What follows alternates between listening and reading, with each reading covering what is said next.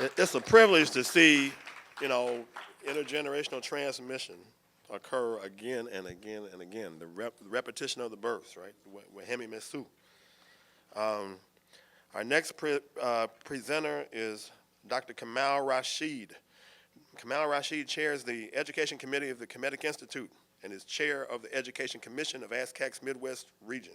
He is an assistant professor of education foundations and inquiry at National Louis University in Chicago. He also directs an independent teaching and research institute called Et Seba in Kemenu. He earned his PhD in sociology of education at the University of Illinois in 2009. He earned an MA in inner city studies, education from Northeastern Illinois University, and earned his BA in sociology from the University of Illinois at Urbana-Champaign. Dr. Rashid's research focuses on African American history and culture, particularly intergenerational dynamics of African American social critique. He is exploring the theorizing of W.B. Du Bois and contemporary African-centered scholars and critical race theorists. Currently, he is developing an oral history and archival project focused on African American social movements in Chicago, in the Chicago area, from the 1960s to the 1980s. He also writes and teaches about socially conscious hip hop. Kamau Rashid is active in a number of community organizations in the Chicago area. This is true. So our brother Kamau Rashid.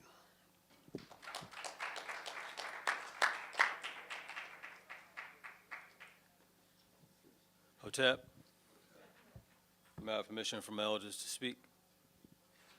Thank you. So this presentation in the program is listed as Maat as Liberatory Praxis, and one of the struggles that I've had is really dealing with an idea that Dr. Jacob Carruthers talks about, and in all of his works, but he says it really well in Black Intellectuals and the Crisis of Black Education, about this imperative of Black intellectuals breaking the chains that link African ideas to European ones. And this idea of language, I think, becomes critically important because it becomes very difficult for us to liberate ourselves without using a set of concepts that augments that process. So I decided to modify the title a bit to kind of to emphasize that message, to emphasize that point, and hopefully the implications of that will become clear as I proceed. So the title has been revised to Jed Ma'at, Ir Ma'at, which is to speak Ma'at, to do Ma'at. Ma'at is liberatory praxis. Whenever we talk about anything being liberatory, we're talking about things that enable our freedom, and praxis, of course, is the unity of thought and action, in this case, the thought of perhaps speaking and doing in the Kemetic worldview. So this piece actually comes out of two different contexts. Beginning last fall, I developed this class for young people. It was titled African Philosophy, An Introduction to African Deep Thought. And the class was for people ages 8 to 14. At least that was who signed up for the class. And I'm teaching that same class now, and it's roughly the same age distribution. And so Ma'at was significantly present in the course. And also, of course, from I think about the mid-fall to the present, I've been participating in this discussion that's facilitated by Yvonne Jones through the Temple of the African Community of Chicago called The Divine Conversation, where we deal with text.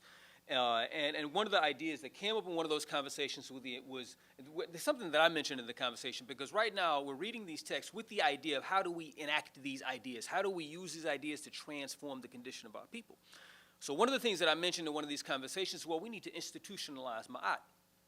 So at some point she invited me to speak at the temple, so it was on February the 2nd.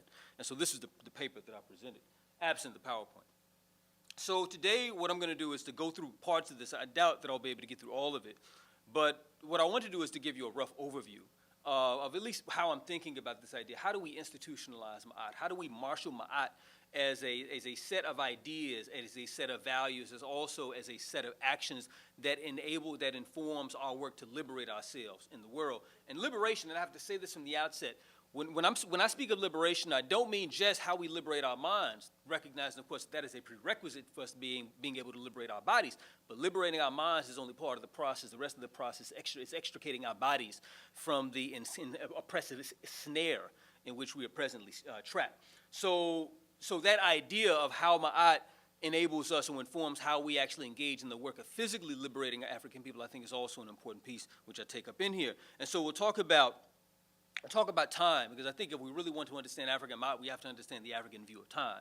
From that, we'll get into this idea of who humans are, the African ontology of the human being, as well as how we can look at Maat to understand our present situation. So I want to look at one particular Kemetic text, which is the Lamentations of Ipuwer, which is what Theophilo Benga-House labeled in African philosophy, and the Husi is labeled as it's not the Lamentations of Ipuwer, so it's a different title, but it's Ipuwer is implicated in the title. And then lastly, this idea of how do we take Maat and use Maat to free ourselves.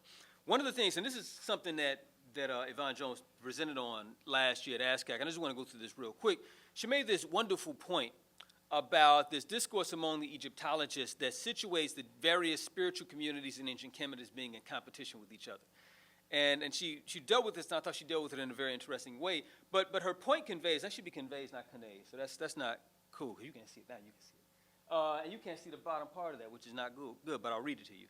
Her point conveys, that should be conveys, it says conveys, which is not right.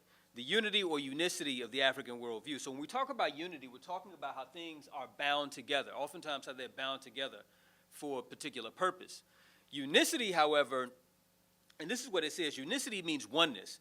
It means that those things which appear to be separate on the surface are actually the differentiated expressions of the same reality. So when we talk about the unicity of a thing, we're talking about things that are actually one. They may look different. They may sound different. They may be differently situated in space and time. They're actually an expression of the same phenomenon. This principle of unicity, I think, is essential to fully apprehend the nature of the African worldview. That while variegated evidence is a common set of core principles, which is why, and we see this a lot, particularly among African-centered folks, people will talk about ancient Kemet, they'll talk about the Dogon, they'll talk about the Yoruba, they'll talk about all these different African communities and their worldview because there's a unicity to African thought. But also, particularly as it relates to this idea of African spirituality, and part of what was happening in these conversations that we were having at the Divine Conversation is that there's this idea that in many instances what people conceptualize as spirituality is infused with the escapist tendencies of the culture in which we exist. By that I mean, we stand, unfortunately or fortunately, at a precipice. We stand at a moment, in fact, that is evidence of a confluence of crises. By that I mean, if we look at the state of Africans today, if we just look at the state of the African continent, and not only the existing dimensions of neocolonialism, but what the context of the global economy adds to that in terms of the presence of China. Or if we look at African communities in the United States, like one of the things that I think about quite often, and I think I was talking to Bobby Larry about this, but one of the interesting things is that the spaces that have traditionally been our communities are places that are under siege. I really appreciated Baba Mariba Kelsey's presentation this morning, because towards the end of his presentation, he talked about gentrification. And I thought that was very, very appropriate, because one of the things that we find is that many of the communities that in many cases have been the basis for the work that we have done to transform ourselves are places that we are increasingly finding inaccessible, right? And not just the physical spaces in which we inhabit, but also those community institutions within those communities that we once used, that we once marshaled in our efforts to free ourselves. Increasingly, we're finding our access to those spaces diminishing. So what that says to me is that our capacity as a community, I suspect, is diminishing for a variety of reasons. But one of the things that's interesting, and Baba Mariba's presentation really drove this home. He said that in this Philadelphia community in Atlanta, there were 43 churches in a 1 square mile radius, which is absolutely astounding. If these were the types of churches that garnered the support of Africans in the mid-19th century during the height of Africans' agitation against the system of enslavement, that might not necessarily be a bad thing. Because in many instances, those institutions might be directed towards the acquisition of social power and the assurance of the liberty of African people. But within the context of the present, I'm not sure if that's what the concern may be. And so, in fact, if we see, in this case, that these religious institutions become a vehicle for us to escape dealing forthrightly with the crises that loom before us, then they may not actually be useful. So part of what I want to reframe is even this idea of how we think about spirituality. And of course, this is not an unfamiliar conversation, I think, for most of us here. But the point is that given that spirituality is bound up in the African worldview, that means there are other elements that are bound up within it, like ethics. And of course, ethics isn't just our concept of right and wrong and what we should and should not do. but it's also bound up in our sacred obligations, which I think is critically important. I want to talk about that and how our ancestors in Kemet dealt with this idea. But I want to start off with time. And there are two ways we can think about time. How many of you all watched Cosmos last week on Fox? If you didn't, you should watch that show. It's on. You can watch the video stream on the internet now. Neil deGrasse Tyson is hosting the show. It's really, there were some problems. There was some criticisms that we can get into about it. But he talked about this idea of the emergence of the universe. And what we see oftentimes with these narratives of the universe that emerge out of astrophysics is that they're bound up in this physical notion of time. That's essentially this idea that time is something we can measure. And that's it. We measure time. And that's a useful idea, right? It's useful for me to know that I have, I don't know, 22 minutes left in this presentation, perhaps. That's useful. So I'm not saying that time as an empirical quality is completely useless. It is not. It's actually quite useful. But there are other ways of thinking about time that makes time, that puts time in service for our efforts, puts time in service of the issues and interests that we have as human beings. Dr. Beatty's presentation this morning, and I think you made a point last year similar to it in terms of how the Septepi was conceptualized as a standard of cultural regeneration, is an idea of how we look at time thematically. And so when we talk about time as a physical phenomenon, essentially we're talking about this idea of how time can be used as a process of measurement. But we also deal with the ontological nature of time. When we deal with the ontological nature of time, we deal with what time means. Now, when we talk about what time means, we're talking about what it means to us. And ideally, if we have our minds right, what it means to us is something that's consistent with our interests and consistent with our worldview. And so in this sense, we assign meaning to time. We ascribe significance to time, and we attempt to explain its very nature. So this is the Congolese cosmogram, the Dikenga. And real quick, the yellow circle at the bottom represents the conception of a thing. This is if you garden, if you grow food, this is when you put the seed in the ground. You know, no plant yet exists, but the potential for the plant is there because you put the seed in the ground. As you move up to the black circle represents birth. You know, now you see that sprout having burst through the soil. The red circle at the top represents maturation. This is always everybody's favorite time. And depending on how much you grew, how much survived the squirrels and we have Japanese beetles around where I live in Chicago, and slugs. So this is always a happy time because maturation, this red circle, is where you get to harvest, at least what survives. And sometimes more survives than other times. And then that white circle represents death and transformation. This is, for us, late in the summer. This is where the plants have gone to seed. Like last year, we messed around, and lettuce, we didn't harvest nearly as much lettuce as we could have, and it was also very hot. And so by the time we got out there to harvest the lettuce had gone to seed. And nothing tastes right once it goes to seed. And that's the time, you know, to let it go to seed, then you can harvest it, you can dry the seeds and use them again for next year. But what the Congo people are attempting to describe, they're attempting to describe the way in which things exist within time. You know, ideas. Before an idea is fully formed in your mind, the potential of that idea exists. I think all of us, if we think about some great epiphany that we had, we can all go back maybe years or maybe decades before that experience and think about all the moments that precipitated the emergence of that idea in its full form. And then when that idea finally manifests itself into the world, it continues along that arc until we reach sort of the height of our understanding about that idea, and finally that idea may fade, perhaps replaced by a new iteration of that idea. And so they argued that everything, the Congolese people argued that everything went through this cycle. Ideas, states, governments, businesses, whatever, everything goes through this cycle, the universe itself. I use this just to demonstrate this idea that even though in this idea, they're not talking about Maat. Explicitly, they're talking about Maat. Because part of the African view, and this is what was really interesting about Cosmos, part of the interesting thing about European astrophysics is this idea that the universe emerges, but the early universe is a chaotic place. You know, and the idea is that it basically ceases to be chaotic probably within the last few billion years, the last dozen or so billion years. But the early universe is conceived as a chaotic place. In the African worldview, the idea is that even things which appear to be chaotic may represent particular stages in a temporal progression towards a particular state of being. And so the idea of Maat, this idea of an orderly progression of things, this idea of a cyclical progression of things, is an idea that has implications in terms of how we think about time. And we see ideas analogous to this in Kemet, not quite like this. This is a very interesting representation. And this is another representation called the historical spiral cycle, which I won't really get into too much, but this comes from a group in D.C., the Ankabiya Society. This is in a book called The Sankofa Movement, Re-Africanization and the Reality of War. Also dealing with this idea of a cyclical notion of time. I won't deal with everything that's up here, but I want to just point out that at the bottom you have ISFET, which they've defined as maximal disorder, chaos, African subjugation, and dependency. And you'll notice there's a black line. Starts at the bottom, goes up to the top, to Maat, which is divine order, African preeminence, and then spirals back down. And so they argue that we're moving through these cycles. In fact, that there are cycles within the cycles. There are multiple iterations of cycles. And again, we're dealing with this idea, African idea of time. And I want to, this idea of time has significant implications because how we conceptualize time has implications for how we see ourselves, how we see the malaise of African people, how we understand that malaise, and also how we conceive of our particular present moment and what lies beyond this. And this is one of our challenges. One of our challenges is, as a people, is our ability to conceptualize a future in which we have achieved, we have returned to the lofty potential inherent in what is conceptualized as the Septepi.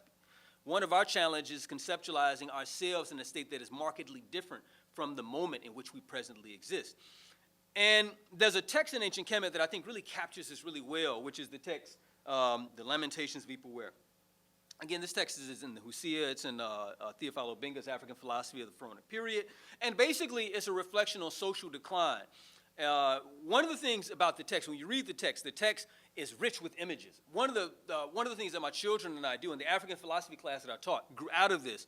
My children and I meditate. And usually when we meditate, we'll read a particular text, usually something from Kemet or something from the Yoruba or someplace else, usually more like 99% of the time something that's African. And then we'll talk about it, we'll discuss the implications of this text, and then somebody will lead the meditation where we're compelled to think about this text and to, and hopefully internalize this text so that we can use it in our lives. And there was a point where I used this text, and it was just a little part, and the one part and this is, the wording is a little different in some of the different translations, but in this particular translation talked about how the farmer has to go to plow with his shield. Make you imagine that. You're a farmer, that's your job. You have committed yourself to producing food to feed your family and ideally to feed the nation. But because of the perilous state of affairs, you cannot engage in your work, forthrightly. You have to be fettered with the onerous quandary of defending your life, potentially, while you're out in the fields. And it goes on and on to talk about the dispossessed, people who once were rich who are now paupers, and so on. It talks about foreign occupiers, marauding gangs, usurpers, and the like. The text, I think, is very interesting because, as I say on here, Ipuwer looks out upon a world that is characteristic of maximal chaos and disorder. And I think in a lot of respects, he describes a world very much like our own. How many of you are familiar with Black Power by Stokely Carmichael and Kwame Ture, rather than Charles V. Hamilton? There's a good section in that book where he talks about this idea of internal colonialism. He applies this idea of internal colonialism to the situation of Africans in this country. And it's an imperfect analogy, but I think there are lots of things about the analogy that I think are very important. The basic point that I'll make about that analogy of the black community as an internal colony is that what it suggests is a community that does not have a locus of internal control. What do I mean by that? The locus of control for any community should be where? Where should that community be controlled? That community, right? So if your community is down the street, the people that control that community should live down the street within that community, not 20 miles away. We could extend that idea to nations, right? If you have a nation and the nation has a capital, the locus of control is supposed to be the capital, not Washington, D.C., not London, not Paris. Fortunately, we live in a world where the latter is true and not the former, it would seem. And there are lots of ways we can get at this, whether we talk about the colonization of the economies of black communities, whether we talk about the ineptitude of institutions within the community, whether because they are not controlled by people within the community or because they are insufficiently poised to respond to the challenges of the community. Nonetheless, we're talking about what many of us social scientists refer to as social disorganization. I think our ancestors captured it more appropriately, though, by calling it ISFET. A socially disorganized community is a community where the social systems of the community are not organized in a way to maximize the well-being of the folks that live within that community. And I like that idea. I like at least what social disorganization captures. I don't like the reality of that.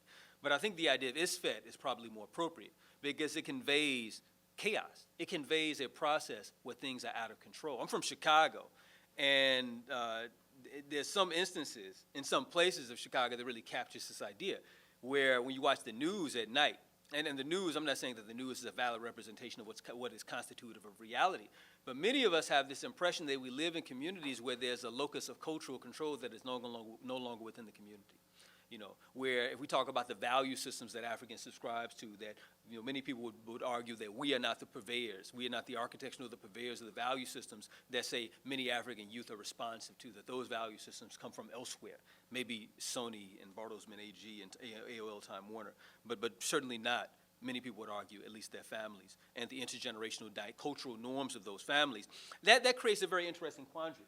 The essence of that being that if we exist within a community that is not in control, that is not controlled by the people of the community, if we exist within a community whose progression through time is not being directed by the people within that community, we're not talking about order. We're talking about chaos. We're talking about isfet. And so Ipuwer, I think, gives us a very interesting idea, a very interesting model of what this looks like. Again, communities that are bereft of a locus of local control, which was really echoed by something that Baba Ajayakoto, one of the co-authors of that book, said at the Sankofa conference, this was 8 years ago. He said that everything is broken, meaning our systems are broken. And they're not broken by happenstance, they're broken because we're at war. And, you know, as any people who are in war, we have to bolster our capacity to engage and struggle, to prevail. I want to jump ahead to this one idea. This is what I want to talk about, in terms of one of the implications of this text. Because in this text, the Lamentations of Ipuwer goes beyond simply talking about the condition of the land, but it also talks about the role of the king, and it also talks about the role of the people. And so you have a diagnosis of the problem, a description of the problem, but also you have the people who are the agents of change also being positioned within the text. So this is something that Theophile Obenga says. He says, the Pharaoh in his capacity as guarantor of Maat was naturally the supreme lord of the country. He was responsible for the maintenance of universal harmony. If that harmony got ruptured, the entire country fell prey to terrible crises in the form of tremendous social upheavals and terrible psychological, economic, and cultural troubles. And when you read the text, that's what you see. But I want to take this further, and this is also something that Dr. Carruthers says, similarly says, the Nasut's overall function, like that of Usir, is the establishment of Ma'at and Tawi. That is, to establish conditions where enlightenment will prevail over ignorance. And so this text emphasizes, and this kind of echoes Mama Muriel's presentation earlier about governance in Kemet, and how Ma'at was inextricably woven into the Kemetic conceptualization of governance. It also echoes this idea that Ma'at wasn't an abstract ideal, but it was the ideal, sort of the cardinal virtue that the highest officials in the society, the prime minister, the king, and all of the local officials and so on, had to adhere to. But there's another level for this, and that's the role of the people. And so while the Pharaoh's charge was to concretize Ma'at in the national life of Kemet, this should not obscure the role of the masses of the populace, whose work would enable Ma'at to permeate society. So by aspiring to the social ideals of Ma'at, the citizens of Kemet were expressing the values of the nation and emulating the principles that they believed govern the cosmos. And so the idea is that, yes, the rule of the society sets the standard, but the people, through their work of cultural transition, cultural transmission, through their work of building and sustaining the institutions of society, through their work of being the stewards of the culture, they, in effect, ensure that Ma'at remains a salient value within the fabric of the society. And the reason I think this is important is because I think it situates the person, the everyday average person, the citizen in the Kemetic society, as being particularly consequential in terms of bringing about and sustaining order in the society. And I think that this has implications for how we may potentially see ourselves. So I want to talk very quickly about the ontology of the human being. The Kemetic ontology of humans is a way, and I view the Kemetic ontology of humans as a way of explicating how one might conceptualize the role that each of us play in the restoration of Ma'at. There are a number of narratives that in Kemet that dramatize the significance and the role of humans. And I want to give one example of this, and you can't see these bottom bullet points, so I'll just read them. But one of the texts that I think does a very interesting job of laying out the role of humans is the book of Knowing the Creations of Ra. This is how it's labeled in the Husia by Karenga, at least. And there's a section in there titled The Four Good Deeds of the Creator, and it lays out four basic deeds. The first one is the four winds, which is the atmosphere. The next is the great flood for irrigation, which it represents the shared bounty of the nation's agriculture. And this is really, really important because we live in a world now where the bounty of agriculture is increasingly bound within the purview of a handful of global multinational corporations, the Arthur Daniel Midland Company, ADM, Monsanto, and Argyle. And so there's an effort afoot to deny populations all around the world this thing which has been a fundamental part of the maintenance of human life, at least for the last 18,000 years, which is the bounty of agriculture. The third one is the making of every person, this is a quote, every person like his and her fellow, end quote, which is this idea that virtue is a part of the basic makeup of the human being.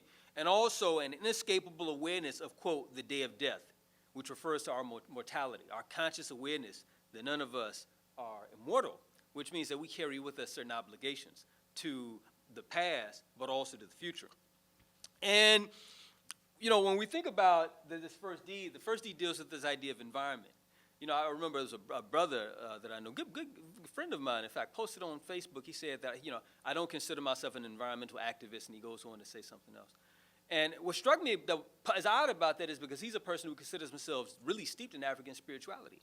And I had a hard time fathoming, how could you see yourself as someone who understands and practices African spirituality, but you don't consider yourself an environmentalist?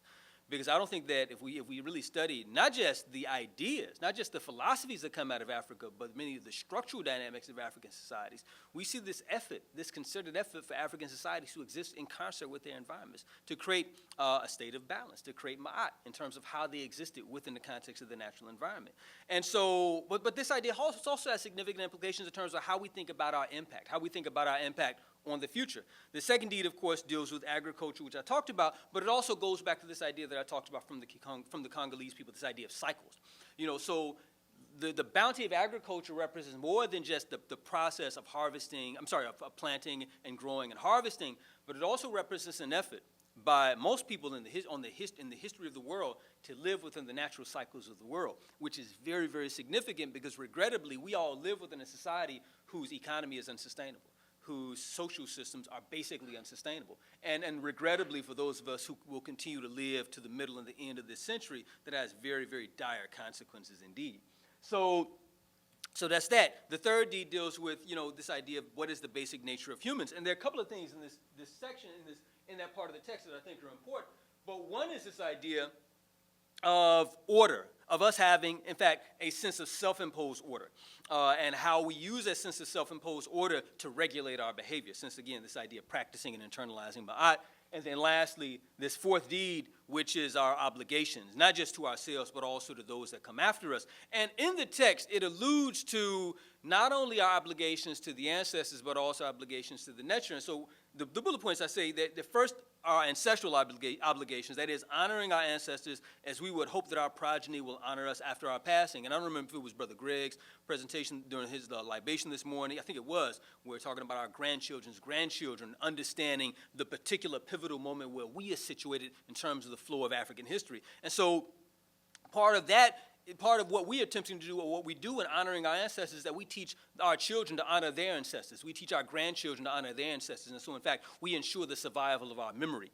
The second is the venerating of the highest ideals of Kemet, which, in many cases, we can look at as being represented in the form of the Netcheru. Raketi Wimbiaman, in her essay, on the philosophy of African spirituality, and also in her book, Maat, Living Life-Centered Life, I think I'm messing up the title.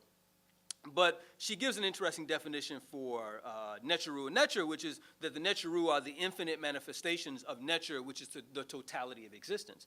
And so that's why what that brother said really puzzled me so, because he considers himself an adherent of Kemetic spirituality. And I'm like, if you understand Netcher, then you have to understand that the earth is yours. The earth is sacred. You know, the systems, whether we're talking about water, whether we're talking about soil, whether we're talking about air, whether we're talking about any of the natural environments that exist on this planet, they also have a sacred significance. And so our ancestors did see this separation between their beliefs, their ideals, and the world in which they live. These things were inextricably linked to one another for the sake, not just of their ideals and values, but for the very sake of their survival. And lastly, of course, these serve to reinforce the practice, maintenance, and refinement of the culture's most sacred or highly valued ideals, serving as a sibuyet or instructions for human development. I would talk about Ptah-hotep, but I know I don't have time to do that. So I'm going to jump ahead. 3 minutes, yeah, I told you I don't have time. So I'm going to jump ahead to the end, restoring Maat, reclaiming the world. In the paper, and this paper should be out later this year, in the Eternal Year of the African, edited by Bart McSwine and Asante Wapong from Third World Press. So it's supposed to be out sometime this fall, so you can read the whole thing then. But I want to end with this idea of what are the implications of these ideas? What are the implications of us understanding the nature of time? What are the implications of by understanding the nature of time, understanding our role as humans in terms of facilitating the progression of this cycle and restoring African civilization? And each of the texts that I talk about in there, I think, has implications in terms of how we think about Maat. But this is a quote. You can't see it very well, but this is from Maulana Karenga's book, Maat. It says, the Seba Maat, the moral teacher, in the tradition of Ptah-hotep et al., is not concerned with truth or justice as abstracts, but as kinds of practice, as essential elements in the just and good society and in the good life, and as contributions to the ground of human flourishing. Therefore, in the Sebayetic tradition, Maat is not truth or justice as abstracted ideal, but as something one speaks and does, loves, wills, and practices. And so my point is that I think the practice of Maat is more important than ever. Again, we're at a confluence of crises. And our actions have very significant implications for the future. I think, and I'm not one of those people that operates from this idea, because a lot of people have this idea that black people are some kind of elemental force in the universe, that black people have been here for such a long time, surely we will always be. I don't believe that at all.